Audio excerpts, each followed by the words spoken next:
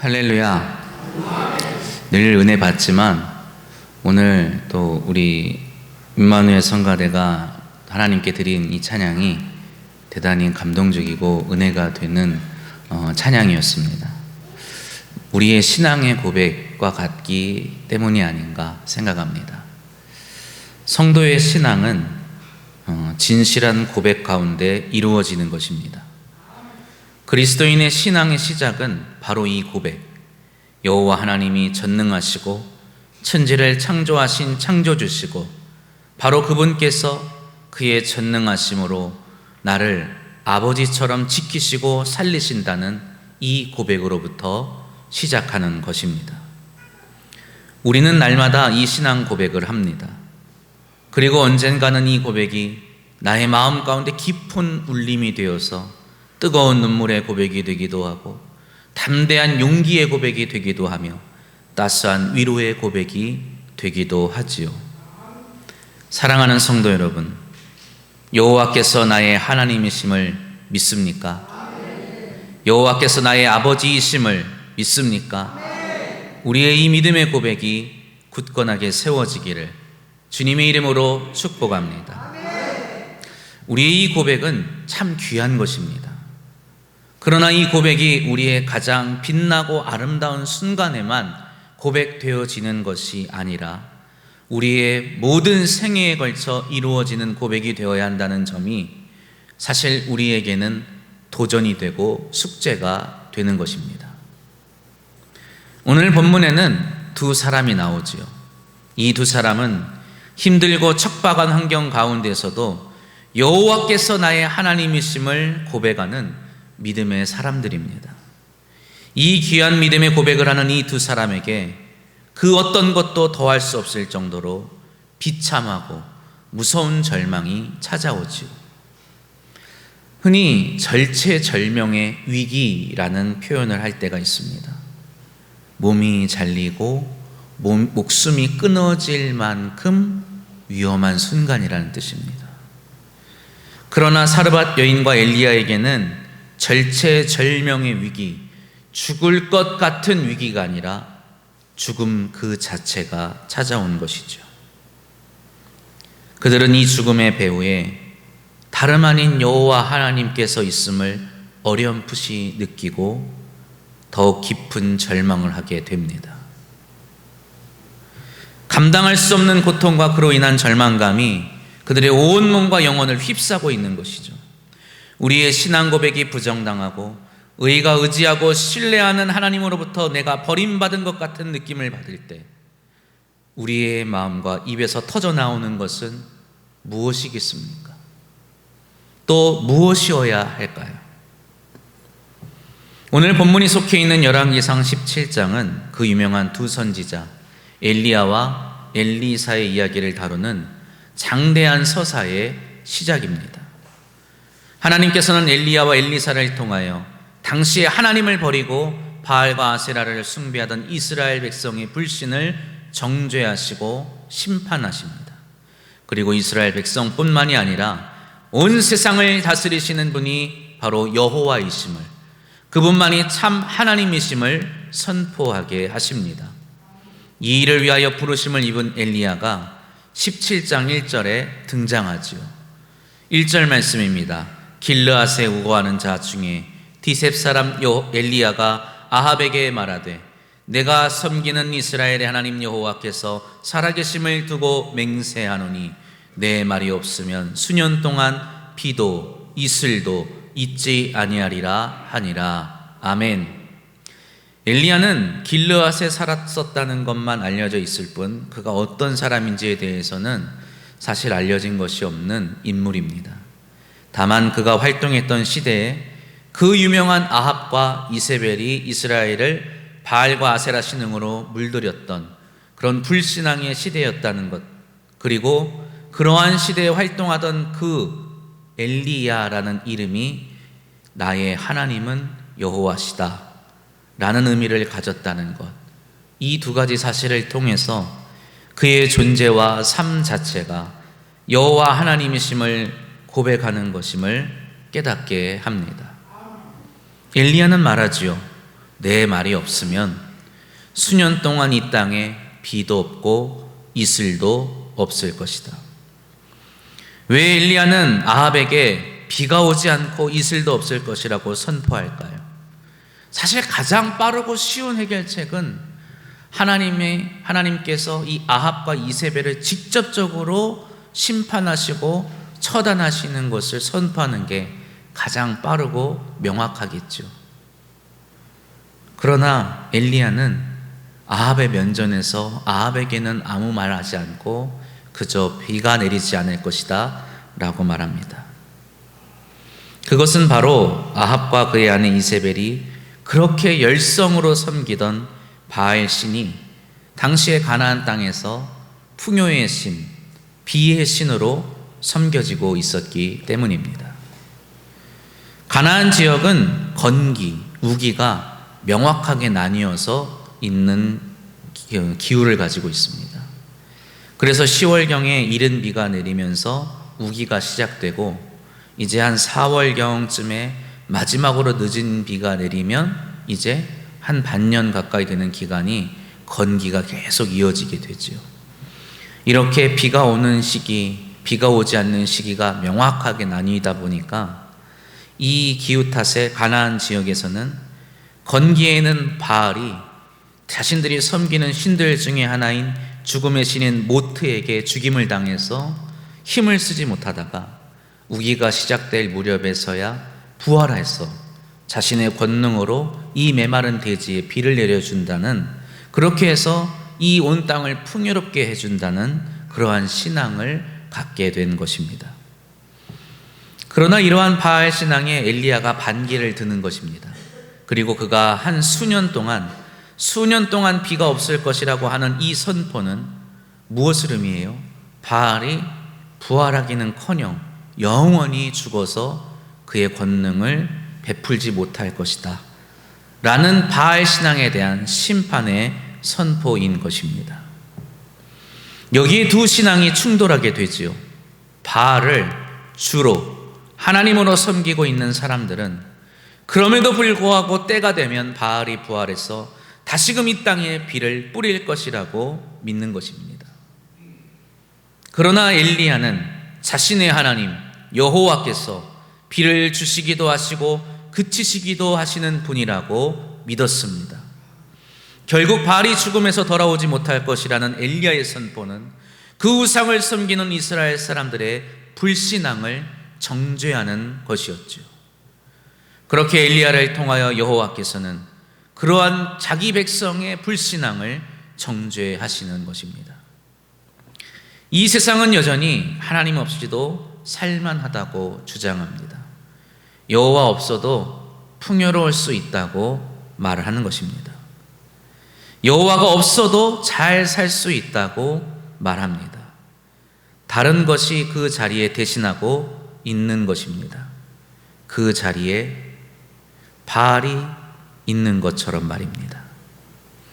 가나안 땅에서 바알이 비를 통해 풍요를 준다고 믿었던 것처럼 여전히 이 세상은 여호와가 아니라 다른 것이 우리에게 풍요를 가져다 준다고 믿으며 살아갑니다. 어제인가요? 이제 대통령이 새로운 부동산 정책을 이렇게 시행했다고 뉴스에 나왔습니다. 여러 가지 평가가 있더군요. 어떤 사람들은 아직 제대로 효과가 나오기도 전인데 벌써부터 가난한 서민들에게 큰 어려움을 주는 정책이다 비판하는 사람도 있고, 아니다, 우리나라가 더 좋아지기 위한 시작일 뿐이다 이렇게 말하는 사람도 있습니다. 왜 이렇게 민감할까요? 우리나라에서 부동산이라는 것은, 부동산 투기는 일종의 신앙에 가깝기 때문입니다. 부동산 불패라는 말이 있다고 합니다. 절대로 손해보지 않고 부자가 될 수 있다는 말입니다. 그래서 영혼을 끌어모아서라도 부동산을 사야 한다는 영끌이라는 말까지 생겨났죠. 영혼을 끌어서라도 집을 사는 사람이 있는 반면 영혼을 팔아서라도 사기를 치는 사람도 있습니다. 이 정도 되면 우상이라고 해도 손색이 없겠죠. 부동산이, 주식이, 비트코인이, 정치가, 대기업이, 공무원이, 검사가 되고 의사가 되는 것이 우리에게 풍요를 가져다 주는 것이라고 믿는다면 우리는 바알 신앙에 굴복했던 저 이스라엘 백성을 정죄할 자격이 없는 사람들입니다. 비가 그친 후에 왜 하나님이 엘리야를 그릿 시냇가에 숨어서 까마귀에게 떡과 고기를 받아 먹고 시냇물을 마시게 합니까? 엘리야는 심판받지 않아도 되는데 왜 엘리야까지 메마른 땅에서 먹지 못해 고생하고 마실 물이 없어서 고생할까요? 왜 그마저도 시냇물이 말라버려 먼 길을 떠나 이스라엘 바깥에 있는 저 이방 땅 시돈 땅에 있는 사르밧이라는 마을까지 가서 구걸을 하게 하느냐는 말입니다.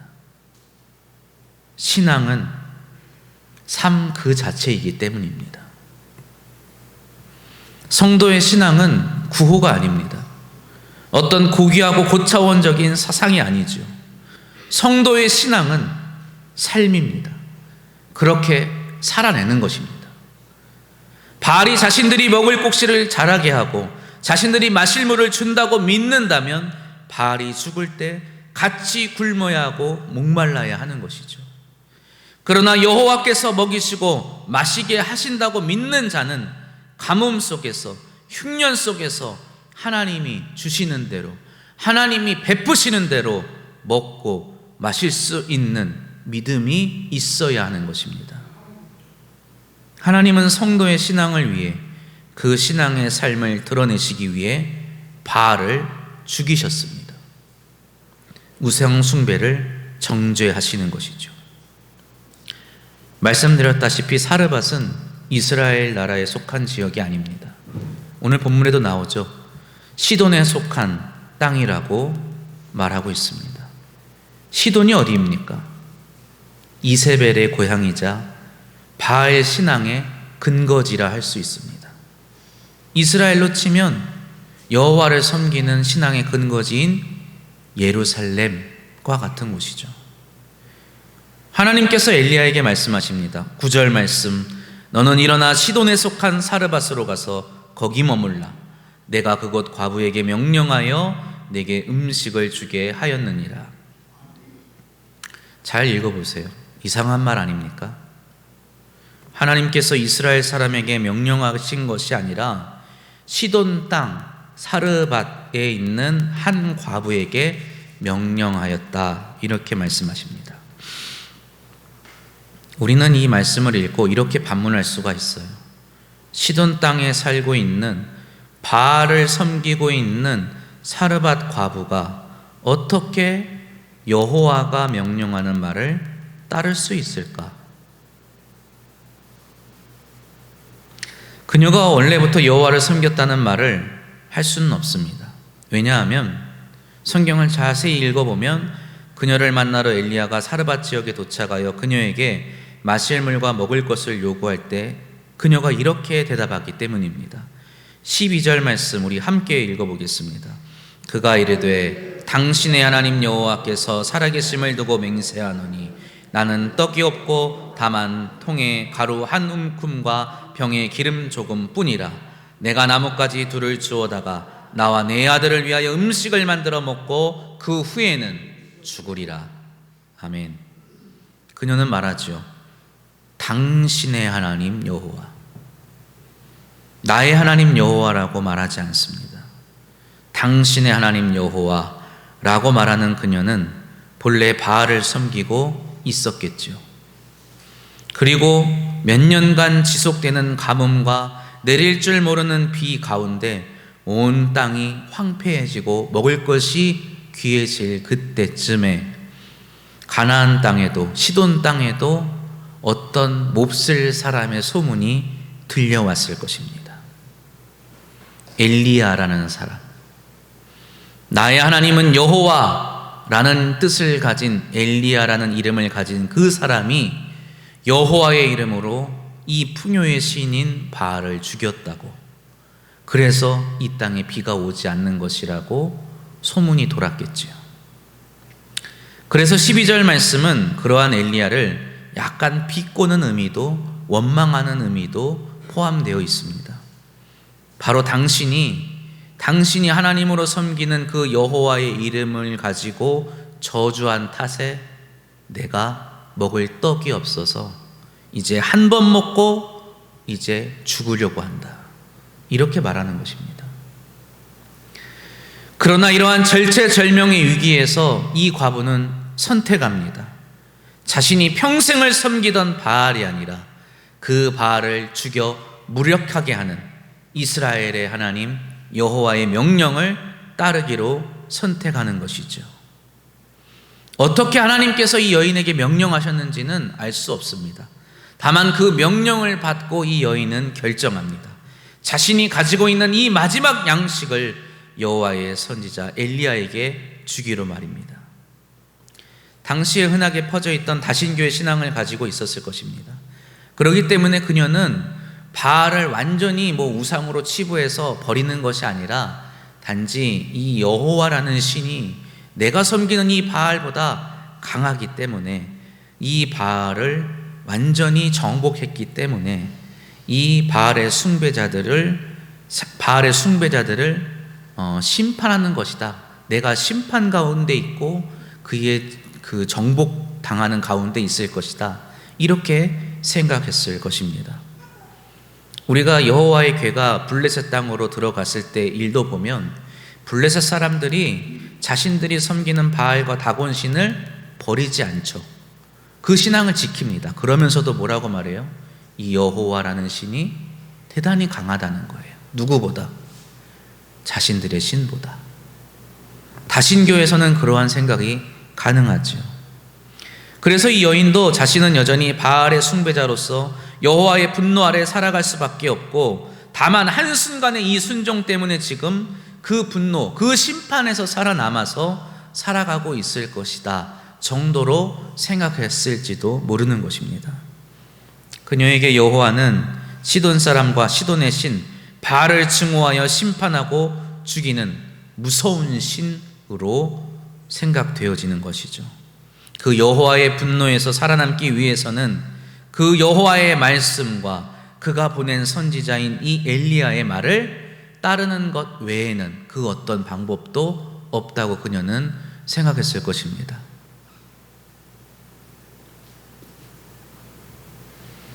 남편도 없이 흉년을 보내야 하는 과부는 아들을 먹여 살리기 위해서 바알의 땅에서 바알의 말을 듣지 않고 여호와의 말을 따르는 삶을 선택하는 겁니다.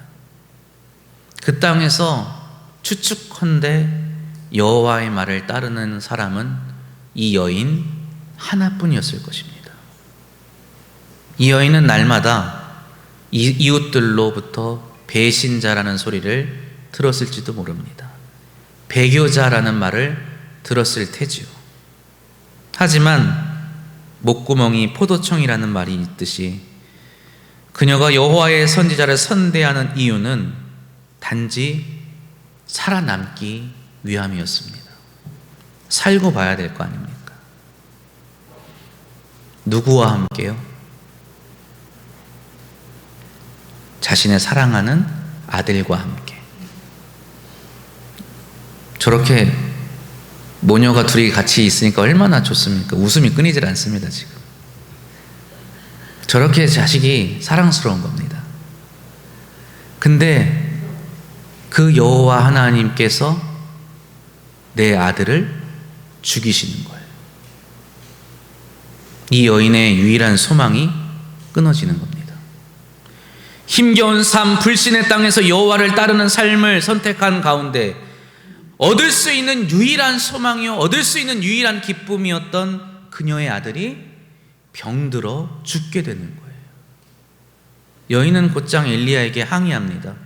18절 말씀에 여인이 엘리야에게 이르되 하나님의 사람이여, 당신이 나와 더불어 무슨 상관이 있기로 내 죄를 생각나게 하고 또 내 아들을 죽게 하려고 내게 오셨나이까? 내 죄를 생각나게 하고 또 내 아들을 죽게 하려고 내게 왔다는 그녀의 말을 볼 때 그녀는 지금 엘리야의 뒤에 있는 여호와에게 항의하고 있는 것입니다. 자신이 바알을 섬기며 살아왔다는 이유 때문에 여호와가 자신을 용서하지 않고 여전히 미워해서 자신의 아들을 죽게 했다고 생각하는 겁니다. 여호와는 자신의 편이 아닌 자를 저주하고 죽이는 무자비한 신이라고 그녀는 생각하고 있는 거예요. 그도 그럴 것이 먼 옛날부터 여호와라는 신은 그렇게 해왔습니다. 이스라엘 백성들이, 아니 히브리인들이 애굽에서 나올 때 여호와는 어떻게 하셨습니까? 애굽 사람의 장자들을 모두 죽이셨어요. 아말렉 사람들을 도륙하셨죠. 히브리인들의 길을 막는 사람들은 모두 죽임을 당하였습니다. 가나안 땅에 들어오고 나서도 결코 이 일은 그치지 않았습니다. 먼저 살고 있던 수많은 민족들을 다 죽이라고 명령하였고 이스라엘 백성은 그 여호와의 명령을 따라 그 민족들을 다 죽였죠. 시돈 사람으로서 평생을 바알 섬기며 살아오던 그녀가 이러한 생각을 가지는 것은 결코 이상한 일이 아닙니다. 어떻게 보면 우리가 정말 믿음이 훌륭한 사람들이에요. 우린 유대인이 아니지 않습니까? 우리는 이스라엘 사람이 아닌데 여호와 하나님이 우리에게 굉장히 사랑스럽고 자비로우신 분이라고 믿고 산단 말입니다. 구약의 하나님은 결코 이방인에게 그러한 분이 아닙니다. 자신의 사랑하는 아들이 죽어서 영원히 떠났음을 보았을 때 그녀는 여호와께서 자신을 심판한다고 느끼는 것입니다. 여호와의 말에 순종하고 따랐지만 여전히 자신은 여호와에게 불신자로, 저주받을 자로, 미움받을 자로 정죄당해서 심판받고 있다고 생각하는 것이죠. 그녀의 원망 어린 울부짖음에 엘리야 역시도 하나님께 부르짖습니다. 이 10절 말씀에 여호와께 부르짖어 이르되 내 하나님 여호와여, 주께서 또 내가 우고하는 집 과부에게 재앙을 내리사 그 아들이 죽게 하셨나이까 하고, 또 내가 우고하는 집 과부에게, 왜 또라는 말을 합니까? 이 사르밧 과부는 여호와께서 그녀에게 명령하시기 이전에 이미 여호와의 심판으로, 그 가뭄과 흉년으로 재앙을 겪고 있었어요. 굶주리고 목마른 삶을 살고 있었단 말입니다. 그런데 여호와의 명령을 순종하는 이 과부에게 재앙을 거두시기는커녕 왜 또 내리십니까? 라고 엘리야가 말하는 겁니다. 하나님, 그녀의 아들이 죽은 것이 정녕 하나님께서 내리신 재앙입니까? 하나님께서 그녀를 심판하는 것입니까? 이 위기에서도 하나님의 말씀대로 살고자 했던 그녀에게 이런 고통이, 이런 슬픔이 찾아온 것이 하나님이 내리신 심판이란 말입니까? 하나님은 그녀에게 여전히 재앙을 내리시는 그러한 분이십니까? 하나님은 그런 생각을 갖고 계신 것입니까? 인생의 막다른 길에서 주님을 만났습니다. 복음을 듣고 주님을 영접하고 하나님을 믿게 되었습니다. 지금까지 지내왔던 우리의 삶이 하나님이 아닌 다른 것을 주로 하나님으로, 신으로 섬기며 살아왔다면 그것이 우상 숭배의 삶이었음을 우리는 깨달았습니다. 이제 두렵고 떨리는 마음으로 하나님의 말씀을 배우고 따르며 살아오는 성도의 삶을 우리는 살아가고 있는 것입니다. 그런 나의 삶에 커다란 문제가 닥쳐옵니다. 또 다른 막다른 길이 온 것이죠. 아니요, 결코 열리지 않을 문이 내 앞을 가로막습니다. 우리는 물을 수밖에 없습니다. 여전히 하나님이 나를 미워하십니까? 내가 이렇게 살고 있는데 여전히 하나님께서 나를 심판하시는 것입니까? 여전히 하나님은 내 죄를 정죄하고 계시는 것입니까? 하나님의 생각은 이 죄 많은 나에 대하여 재앙을 내리시기로 작정한 것입니까? 이에 대하여 하나님은 예레미야 선지자를 통해서 이렇게 답하십니다. 예레미야서 29장 11절로 13절 말씀 우리 함께 봉독합니다. 여호와의 말씀이니라. 너희를 향한 나의 생각을 내가 아나니 평안이요 재앙이 아니니라. 너희에게 미래와 희망을 주는 것이니라. 너희가 내게 부르짖으며 내게 와서 기도하면 내가 너희들의 기도를 들을 것이요 너희가 온 마음으로 나를 구하면 나를 찾을 것이요 나를 만나리라. 아멘. 하나님의 생각은 결코 죄에 머물러 있지 않습니다. 하나님의 생각은 심판에 머물러 있지 않다고 말씀하시는 것입니다. 하나님의 생각은 우리의 불신앙을 뛰어넘어 우리가 온 마음으로 당신을 구하기를, 당신을 찾기를, 당신을 만나고자 하기를 바라시는 것에 있는 것입니다. 하나님의 생각은 우리의 고통과 슬픔, 재앙과 환난에 있는 것이 아니라 당신께 부르짖고 기도하기를 바라는 데 있음을 깨달으시기 바랍니다. 하나님께서 엘리야를 통해서 가나안의 가뭄을 선포하신 것은 가나안에 살고 있는 사람들에 대한 정죄와 심판, 더 나아가 종말을 의미하는 것이 아니라 도리어 참 하나님이신 여호와께 돌아옴으로 저들이 복과 은총을 받아 누리는 미래와 희망을 갖기를 바라셨던 것입니다. 그래서 이후에 엘리야가 바알과 아세라 선지자들을 다 죽인 후에 그 심판으로 끝나지 않고 무엇을 합니까? 하나님께 비를 달라고 간구하죠. 여전히 백성들은 바알을 섬기는 사람들입니다. 여전히 백성들 마음에는 하나님이 온전히 자리 잡지 못했어요. 그래도 이 엘리야는 하나님께서 저들을 불쌍히 여기셔서 저들에게 이 풍요의 비를 내려주십사 하고 기도를 하는 것이죠. 사랑하는 성도 여러분, 하나님께 순종하시기를 바랍니다. 하나님의 생각에 순종하는 사람이 되어야 합니다. 하나님의 생각은 무엇입니까? 우리를 향한 정죄와 심판입니까? 아닙니다. 하나님의 생각은 우리를 사랑하시고 우리를 죄와 사망에서 건져내셔서 구원하시는 데 있습니다. 우리의 고통이, 우리의 환난이, 우리의 슬픔이 우리의 죄를 기억하게 할 때가 있습니다. 내가 아프면, 내 삶에 뭔가 문제가 일어나면, 내 자식에 뭔가 문제가 있으면, 우리 가정에 뭔가 염려되는 일이 일어나면 우리는 무엇부터 생각합니까? 내가 하나님께 뭘 잘못했나? 하나님이 나에게 대해서 뭔가 언짢게 생각하시는 것이 있나? 우리는 우리의 허물을 생각하고 우리의 추악한 과거를 되짚어 봅니다. 그래서 우리는 여전히 죄책감을 갖고 살아가죠. 여전히 우리는 부끄러움을 안고 살아갑니다. 나는 구원받을 자격이 없는 걸까? 나는 복받을 자격이 없는 걸까? 나는 하나님의 사랑을 받을 만한 자격이 없는 걸까? 그래서 내가 이런 징계를 받는 걸까? 내가 그래서 이런 비참한 삶을 사는 걸까? 내가 혹 하나님께 버림을 받은 건 아닐까? 하나님이 나를 심판하시는 건 아닐까? 예수님이 이 땅에 계실 때 수많은 사람들이 이렇게 스스로를 죄인으로 여기며 살았습니다. 스스로를 율법을 어긴 허물 많은 사람으로 여기며 살았지요.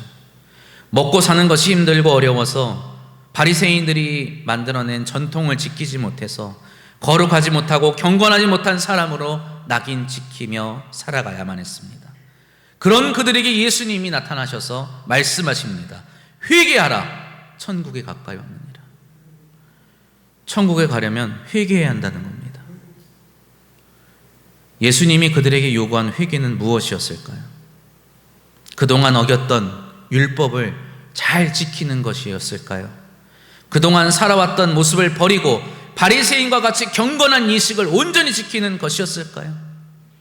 예수님이 요구하신 회개는 그러한 것이 아니었습니다. 예수님의 회개는 다시금 참 여호와 신앙으로 돌아오는 것이었어요. 참된 여호와의 신앙은 무엇입니까? 하나님에 대해서 여호와에 대해서 참된 신앙을 갖는 것입니다. 참된 이해를 갖는 것이죠. 하나님이 우리를 사랑하신다고, 하나님이 나를 구원하신다고, 하나님이 우리와 함께 하시기 위해 자신의 독생하신 아들을 보내셨다고, 그것을 믿는 것이 참 신앙입니다. 예수님은 자신이 대제사장과 장로들에게 붙잡혀서 침뱉음을 당하고 뺨을 맞고 모욕을 당할 때에도, 로마 군인에게 희롱을 당하고 채찍과 매를 맞을 때에도, 더욱이 십자가에 달려 피 흘려 죽으실 때에도, 영혼이 떠나시기 직전에 당신이 마치 아버지께 버림을 받은 것 같은 그러한 감정과 느낌을 받으실 그때에도 하나님이 당신을 사랑하심을, 그리고 당신의 백성을 사랑하심을 진정으로 믿으셨습니다. 하나님을 참으로 신앙하신 것이죠. 그리고 그리스도의 이 믿음이, 이 신앙이 우리를 영원히 옥죄던 이 죄와 사망의 올무를 깨뜨리고 우리를 구원하셨음을 믿으시기 바랍니다. 사르밧 과부의 아들이 다시 살아난 것은 이전에 결코 없었던 기적 중의 기적이라 할 수 있습니다. 그 누구도 엘리야 시대 이전에 죽은 자 가운데서 살아난 사람이 결코 없습니다. 그런데 엘리야는 그것을 하나님께 요구하는 겁니다. 살려달라고. 도대체 무슨 생각으로 이런 말을 하는 겁니까? 내 하나님 여호와여, 원하건대 이 아이의 혼으로 그의 몸에 돌아오게 하옵소서. 여지껏 이 세상에서 혼이 다시 돌아온 사람이 없었다는 겁니다. 근데 엘리야는 그걸 하나님께 요구하는 겁니다. 어떻게 그는 이 기적을 요구합니까? 어떻게 엘리야는 이 기적을 목도할 수 있게 되었습니까? 그의 이름은 엘리야였기 때문입니다. 나의 하나님은 오직 여호와뿐입니다. 나는 전능하신 아버지 하나님, 천지의 창조주를 믿습니다. 그분이 나의 아버지입니다. 그분만이 나의 구원자입니다. 하나님이, 여호와께서 이 아이를 살려주시지 않는다면 누가 살려주시겠습니까? 그가 나의 삶에 비를 내리고 복을 내리심을 믿는다고, 그로 말미암아 내가 풍요를 누리고 내가 평안을 누린다고 엘리야는 고백했던 것입니다. 사랑하는 성도 여러분, 순종은 기적을 일으킵니다. 순종이 무엇일까요? 그저 그냥 무조건 하면 되는 겁니까? 아닙니다. 순종은 믿을 수 없을 때 믿는 것입니다. 정말 힘들 때, 정말 아플 때, 정말 고통스러울 때 오늘 임마누엘 성가대가 부른 그 찬양을 부를 수 있다면 그것이 믿음이고 그것이 순종이라는 것입니다. 지금껏 여호와가 아닌 바알을 숭배하며 살던 이 이방 여인을 긍휼히 여기셔서 저와 저의 아들을 여호와가 살리실 것을 믿는 단 한 명의 사람, 여호와를 한 명도 하나님으로 섬기지 않는 그 시돈 땅에서 오직 이 단 한 명의 사람, 나의 하나님은 오직 여호와입니다라고 고백하는 이 사람, 이 엘리야의 믿음, 이 엘리야의 순종이 그로 하여금 기적을 목도하게 하였다는 것을 기억하시기 바랍니다. 오늘 오후에 우리 식사하고 전도하러 나가죠. 아니, 무더운 날씨에 전도라니요. 요즘에 누가 전도지 준다고, 부채 준다고, 건빵 준다고 예수 믿습니까? 믿기 어렵겠죠? 하지만 믿으시기 바랍니다. 하나님은 여전히 저 밖에 있는 허황된 것을 믿으며 살고 있는 저 사람들을 불쌍히 여기시기 때문이에요. 긍휼히 여기셔서 구원하고자 하십니다. 저들은 의심할 수 있어요.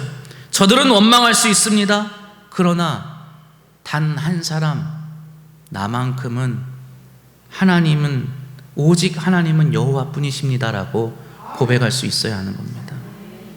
오직 주 예수 그리스도만이 우리를 구원하실 수 있습니다라고 고백할 수 있어야 하는 것이죠. 여호와 하나님이 저들을 사랑하십니다. 여호와 하나님께서 저들을 위하여 예수 그리스도를 이 땅에 보내셨습니다. 이 믿음의 순종을 통하여 구원의 놀라운 기적을 목도하는 저와 여러분이 되시기를 주님의 이름으로 축복합니다. 하나님께서 우리에게 향하신 말씀, 그리고 하나님께서 예수 그리스도를 통하여 우리에게 전하고자 하시는 그 말씀, 로마서 10장 11절로 13절 말씀 함께 고백한 후에 기도하겠습니다.